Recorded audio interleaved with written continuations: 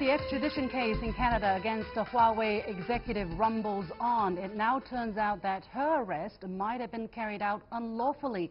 If so, how will that affect her extradition proceedings set to start Wednesday?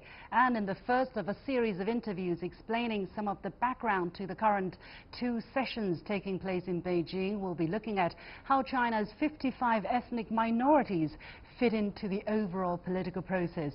Welcome to The Point, an opinion show coming to you from Beijing. I'm Li Xin.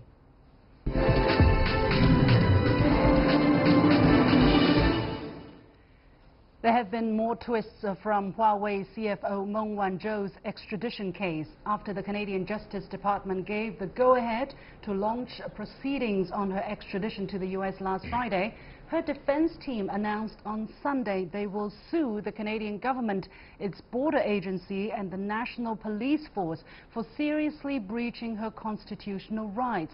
Lawyers for Meng said they had filed a notice of civil claim in the British Columbia Supreme Court, claiming the Canadian authorities had detained, searched and interrogated Meng before telling her she was under arrest back on December the 1st last year. China has reiterated its position, calling Meng's extradition case a severe political incident and political persecution against the Chinese high-tech enterprise. What is she accusing the Canadian government of? What does this case, if proven in court, say about the rule of law in Canada? Joining me in the studio are Jing, an attorney from the Anjie law firm, and Andy Mark, managing director of Red Pagoda Resources. Gentlemen, welcome to The Point. So the claim is 13 pages long, so quite a bit of content in there.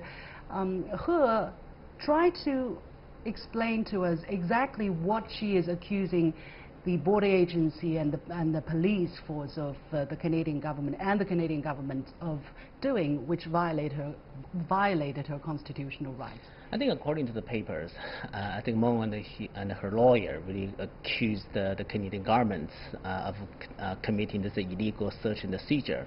This is, I would say, what we call search and seizure, where whether or not the government really follow their procedures to conduct the search and seizure. And under the general constitutional law, you need to conduct this due process. When you arrest someone, you need to really protect the constitutional rights, like the right to privacy, and that's actually very, very important in either in the law of the U.S. or in the law of the Canada. So this is where I think the lawyers really accused the government actually failed to give the proper procedures when they're conducting the arrest at the border. Andy, after reading this claim, I'm sure you did, what are some of the details that stood out for you of what she described, what Meng Wanzhou described she was treated unlawfully at the airport? Well, I think, her lawyers, understandably, are looking for a way to have these charges dropped. We have to look at first, where did it originate? So it started in the U.S. What I think arguably can be seen as a case and instance of selective enforcement, because no other corporate executive has been held charged like this for this type of allegation. So I think when we start with that, and then how she was treated in Canada as well, that I think this is a difficult situation, and Canada is kind of caught in the middle and twisting on the horns of this dilemma. Right. Well, this is nothing new to us, that we have been saying that, or the Chinese government has been making it very clear that Canada shouldn't have done this. This is a political case, and yet Canada has decided to proceed. Now let's talk about this case as this per se.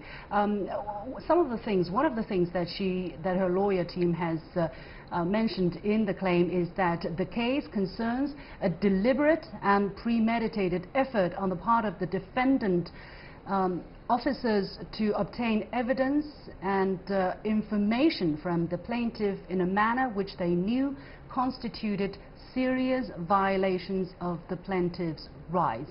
I want to ask Mr. He here, how would you characterize deliberate and premeditated effort? What kind of evidence would substantiate that? I think what they mean is that they did not really say directly that, hey, you are really under arrest, right? I think according to the paper, I think that the custom officer basically went to Ms. Meng and said, hey, we are conducting this custom inspection. and then submit your papers, and then even ask her to give them the password to the computer. But before they're saying that, hey, you are really under arrest, you are really under the sort of the arrest through this the U.S. Department of Justice.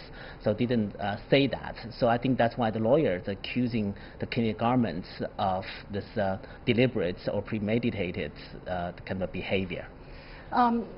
How is it possible that when the border officer and when the police approached her, singled her out basically on the jetway from everybody else, took her cell phone, took her computer, took all her passports, asked her questions, and refused her right to talk to her travel companion or talk to her lawyer, and did not inform her of a right to silence, to legal counsel? What would be the consideration? How could that be possible? Well, if can border officers do that?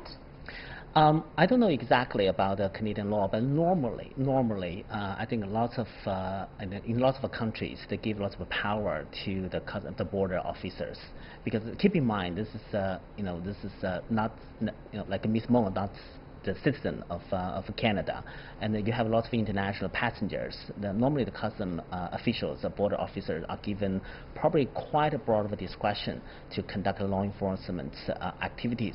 But we don't know exactly, what kind of rules, what kind of practices have been enforced in Canadian border. Whether this is the routine way they inspect the potential. The potential suspects. So I think this is probably up to the trial to find out. Yeah. According to Ms. Meng, the officers directed her to surrender all her electronic devices and computers, as well as her passports, which Meng provided, believing she had no choice as the CBSA, the Canadian Border Services Agency, officers had intentionally failed to advise her of the true reasons for her detention, her right to counsel, and her right to silence. Do the border officers have the right to do all of that without presenting an arrest warrant? Again, Mr. He. Well, this is probably exactly the Canadian law, the Canadian legal issues, and I think that every country have their own procedures. Because they are not stopping her for immigration checks. They're stopping her to be arrested for the charges that the U.S. is pressing. Right? Exactly. So I think when they arrest her, they need to tell her or present the arrest warrant and say, hey, you're under arrest for this reason. You have to come with us.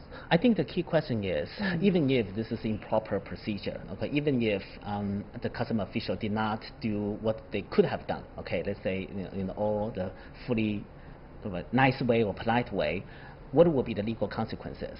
I mean, in some of the search and seizure law, the biggest rule is what there's a rule called the fruit of a poisonous tree. Okay, that the rule is that hey, if they really violate the due process to a certain way, that all the evidence under that procedure should be forfeited, should not be heard in the trial. So now a big question is, what is this implication, even if this custom official did not follow the rules?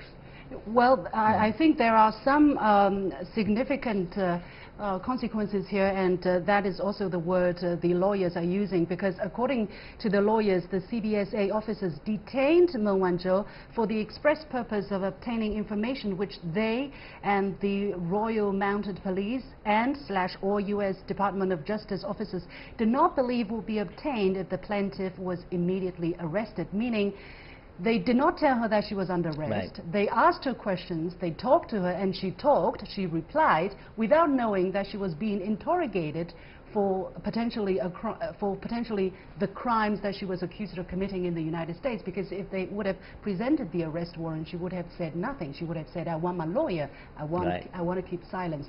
So this is the thing. If the police really want to talk to her and ask her questions about her activities in the United States, what should they have done?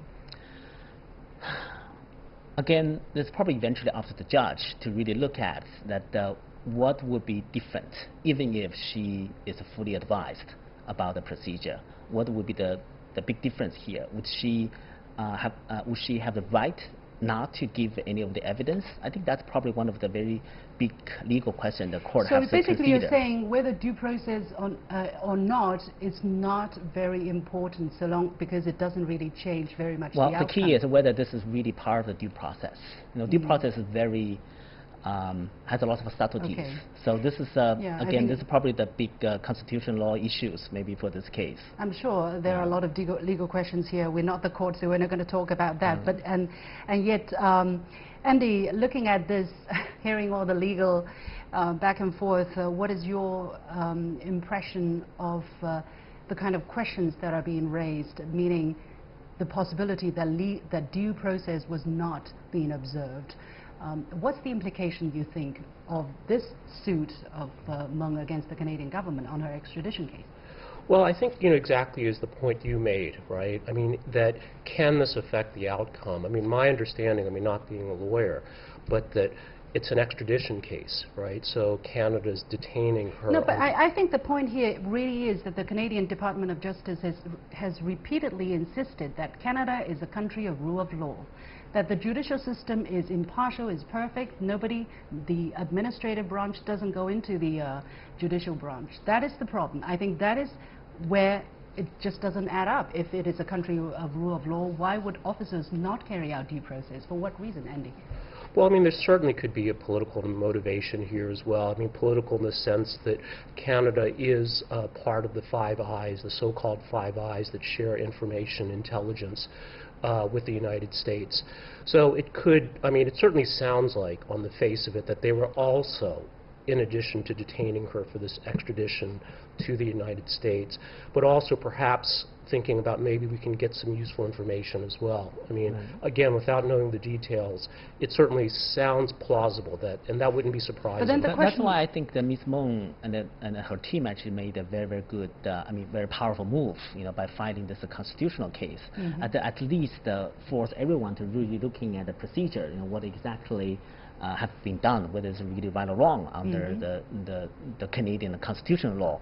And I do want to say that search and seizure law is really always a very tricky area to the law enforcement, especially to the criminal law enforcement justice system, because it has to be really done in a way that the citizens' rights are fully protected, or even the permanent residents' rights, constitutional rights are fully protected, and also the law enforcement actually are able to get a job done without overly sort of stringent. Anyway, there are important questions that need to be asked. If they have a arrest warrant, why didn't they produce this in the first place? Because then there will be no questions asked, right? If you're a country of rule of law, if you're a country of judicial independence, then this is what you should. And I think they need to be extra careful in such a case, which they know is going to be bombshell. They're not doing, just catching a thief. Anyway, we're going to leave it there. Time is really limited. Many thanks to Jing, an attorney from the Anjie law firm, and Andy Mogg, Managing Director of Red Pagoda Resources. And you have been watching The Point with me, Liu Xin. We're going to take a very short break, and when I come back, I'll be playing an interview I recorded earlier to coincide with the first day of the Lianghui, or 2 sessions of the MPC and the CPPCC that are currently taking place here in Beijing. Today, we'll be finding out how China's ethnic minorities fit into the overall political process. Stay with us.